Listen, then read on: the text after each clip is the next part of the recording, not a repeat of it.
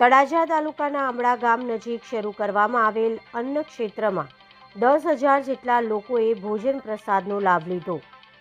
ભાવનગર જિલ્લાના તળાજા તાલુકાના આંબળા ગામના નજીક સાકાસર રાંદલ માતાજીનો જોરદાર મેળો ભરાય છે, જેની બાજુમાં જ રાકાસર ખોડિયારમાં તરીકે પરખ્યા મંદિર છે।